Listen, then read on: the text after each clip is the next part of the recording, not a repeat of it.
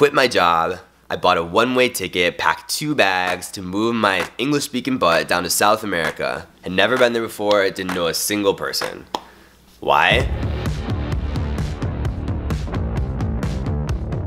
Hey guys, and welcome back to my channel.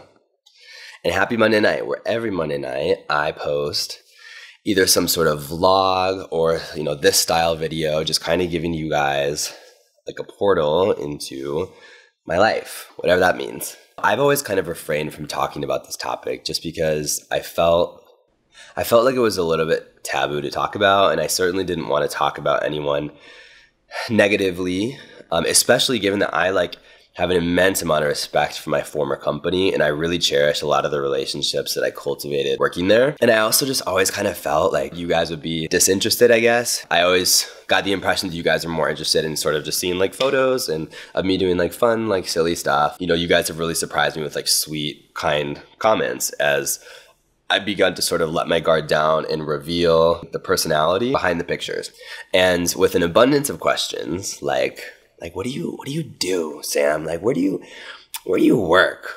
Are you just a trust fund baby? So I figured, okay, I'm just gonna create a concise video, and I'm hoping that kind of by sharing my story with you guys, maybe it will inspire one person to go on and lead a more fulfilling, passion-oriented life. This is gonna be a little bit more of a story time style video. But I want you guys to stick around to the end because I want to kind of talk with you guys about some exercises and some questions that I asked myself before actually taking this leap of faith and making a drastic decision that I think you guys should know.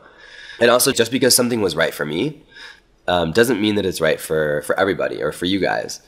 So don't take what I say verbatim. Before diving into the why, I think it probably makes the most sense to give you guys just a little bit of background professionally. So bear with me. I grew up a very creative child. I was always building and creating and exploring, writing music on the piano. I was a badass. I wish I could still be that fearless. Growing up in an American society, competitive society that so heavily equates success with money, I was always just sort of deterred from pursuing anything creative, and I just, out of fear, I took the path of least resistance, and I followed in my older brother's footsteps, and I pursued a career in business. So for university, I was accepted into a pretty rigorous and pretty competitive college program, and I actually got a double major in supply chain management and marketing. And, very soon after, heavily involving myself in, a wide variety of different, business-oriented, organizations on campus, I identified the company that I wanted to work for. It was a consulting position at one of the big 4 firms.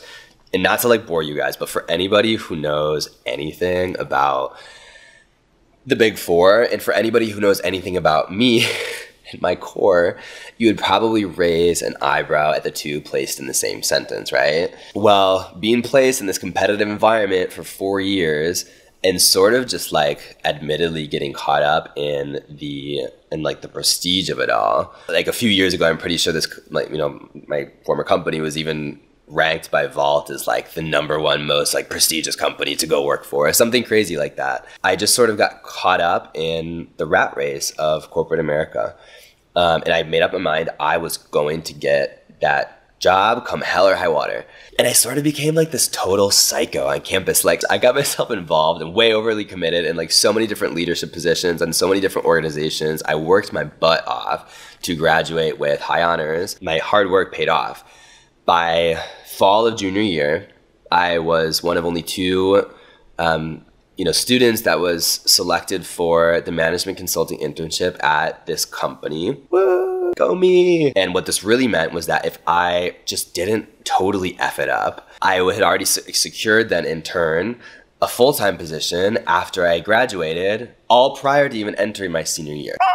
Needless to say, I was elated. I would be moving to New York City, moving to Manhattan, and I was gonna start my life as this wealthy, traveling, glamorous consultant, on the road every Monday through Thursday of every week, accumulating miles and points and having a corporate card to swipe and all this good stuff. Fast forward, and coming into year 2, working at this company, I really began to sort of like plummet into a sort of like depression. And I struggled a lot. I was really sad. I was feeling a little bit lost, to be honest, a little bit unmotivated at this point. And I didn't quite know why. I was so alone because I was like literally alone traveling. I would wake up to go take the 6 a.m. flight every Monday. And then I would come home like Thursday super late in the evening. I didn't have my piano on the road with me. I didn't have friends or family. I was single AF.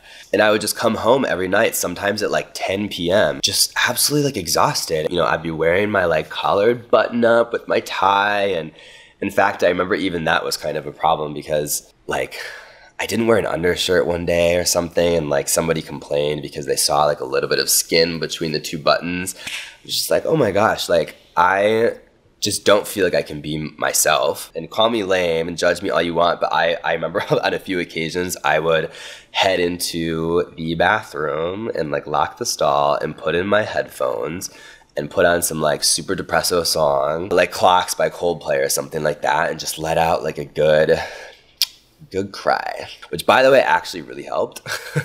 But I couldn't help but think like, why am I feeling this way? Like what is wrong with me? Like objectively, I was having my, you know, Carrie Bradshaw moment living in New York City, working at the company that, you know, I had worked so hard to be a part of. My clients and my managers like really loved me and we got along great. I had all these really good things objectively happening to me, and yet I was just so unhappy and feeling so uninspired. I felt like a kid, you know, like the kid that like wakes up super early and just like tears through all of his gifts on Christmas, and then by 8 a.m. has nothing left to open. What's now? Like Dorothy, you know, after her long journey to Oz, only to find out that the wizard was nothing but an illusion. I felt like a gay who discovers that Madonna, as iconic as she is really just kind of a little bit of a mean person. Was this it? Who am I? What am I? What's the meaning of life? Like, was this seriously my life for the next 40 years spent hiding behind Excel spreadsheets, plugging and chugging numbers? I felt like just like a number in the company, like a cog in the wheel. And I just couldn't help but think I have more to offer in life than this. This can't be it. So anyways, after some serious soul searching, you know, and after countless hours talking on the phone with friends and with family, I made up my mind that I was going to turn this car around. I am the driver of my own life. And I just remember my mom, she kept telling me like, Sam, there's no problem that's too big that it can't be solved. And she was so right. Like I shouldn't be wasting not even a single second of my life, of this short life that we live, just unhappy and miserable. It's just not worth it. So in my first video, I talk about this idea of a life resume, right? Which is sort of like the accumulation of experiences and memories that you have to show for yourself as a human when you're older. These memories and experiences being like the leading indicator of a successfully led life. Well, I, my friends, had been so focused on my professional resume that I just totally neglected my this life resume, and I let go by the wayside my ultimate objective in life, to do a bunch of cool shit and leave an experienced, wealthy life, right? That's, for me, that's happiness. So in determining what my next steps could be, I did some reflection and I thought about all these like bucket list items that I know that I would be remiss if I didn't do when I was in my 20s. The experience that kept coming to mind was me wanting to work and live abroad. Now, I had studied abroad in Madrid, and that time in my life kept like floating to the top of my mind as a period where I was so inspired and so fascinated by learning a new culture, and I was so eager to open my mind to new ways of being and thinking. And I was so happy, and I kind of just wanted to recreate that. And what a better time than now? Like, I'm in my 20s. Like, your 20s are, at least for me, like they're all about, you know, taking high risk yet high reward decisions. And, you know, even if you don't know 100% what your calling is now, your 20s are sort of meant as like this trial and error phase to at least determine what you don't like, and then every step of the way become closer to what you do. So I ultimately ended up taking like this drastic leap of faith, a scary leap of faith. I resigned from the firm and I moved my butt to Argentina, and I didn't know a single person. I had never been there before. And I only had some like prerequisite, like shitty knowledge of Spanish from high school and like a little bit from Madrid. I want to elaborate on my broad experience specifically in a separate video. But for this video, all I want to say is that I just remember when I got down there, walking around the city and just being so inspired and so in awe of what I had done. And I was happy, and I knew that at least in that moment, I had made the right decision. I was determined to now explore this part of the world, to become bilingual, all the while, you know, gaining a sort of like international business perspective. Now I know what you're thinking. All cool, yeah, we get it, Sam. You're lucky. You must have just been like born into this amazing life where you can actually like afford to do this, and not anyone can just do this. Either been funded by somebody or, you know, like escorted your way down there. I wish. But no, you can do it, 100%. I'm no different than you guys. I was just determined to regain my happiness. Immediately once I moved down there, I found work at this like English school where I was tutoring English for a little while. And then thankfully soon after, I found work at this really cool like tech startup that was super remote friendly. So it kind of allowed me to deploy my like business acumen or whatever, and then simultaneously like develop, you know, more skills professionally. And all the while, it allowed me to kind of have this like full abroad experience. Now my salary, I think it equated to like $12,000 a year. So I had to really figure out how to hustle. And that was like totally cool by me. Like that was all part of the experience, like the full immersion. I'll fill in all like the blanks in future videos. But going back to the leaving the job part, I feel like American society has it all wrong sometimes.